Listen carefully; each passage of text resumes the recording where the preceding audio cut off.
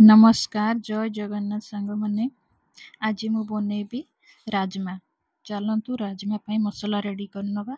गोटे बड़ साइज रो प्याज को काटी नीची सेतिरे 10-12 कुला रसुण दउची एवं 1 इंच रो अदा देउची एवं किछि गोटा गरम मसला नवा। एतिरे देखंतु लवंग 2टा, छोट इलायची 2टा, फाळे बड़ इलायची, दालचीनी एवं गोलमरीच 6-7टा एवं 3टा सुखला लंका नहीं आकु बाटी रखिबा।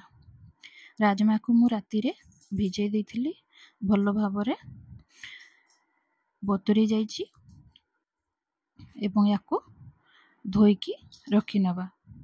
एबे मु गोटे प्रेशर कुकर रे किछि सोरिष तेल दउची।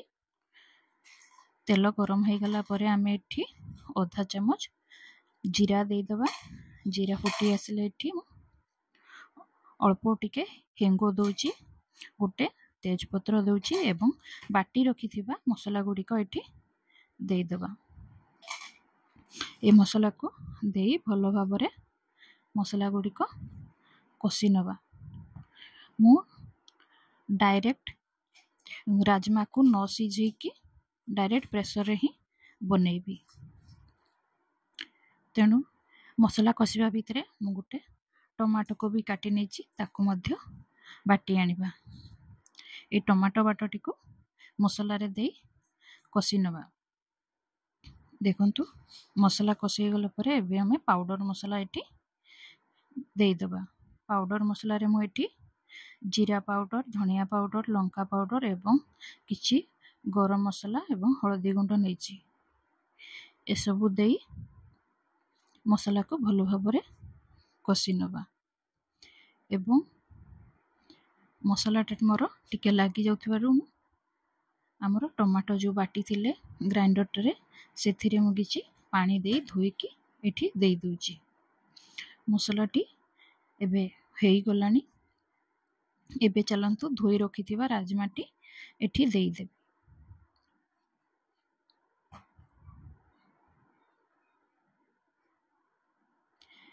राजमाटी हमरो देई सल्ला परे ए सबु राजमा को 5 मिनिट भली मु कसी नेची। सेथिरे मु स्वाद अनुसार लूण देउची एवं राजमा को कसी नेबी एवं आमे हमरो ग्रेवी कि भली रखिबा सेही अनुसार मु एठी पानी दउची। मु एठी 2 कप भली पानी देइछि। देई मु याको 6-7 टी हुइसिल लगे नेछि। राजमाटी हमरो भलो भाबे सिझी हे गला। एबे ठंडा हे गला परे मु आपन को देखौछि। देखंतु राजमाटी रो कलर केते सुंदर आछि एवं राजमाटी हमरो परफेक्ट सिझी भी जाइछि। देखंतु मु आंगुर रे दबे की देखौछि राजमाटी हमरो भलो भाबे सिझी जाइछि। एठी मु किछि बटर नेछि।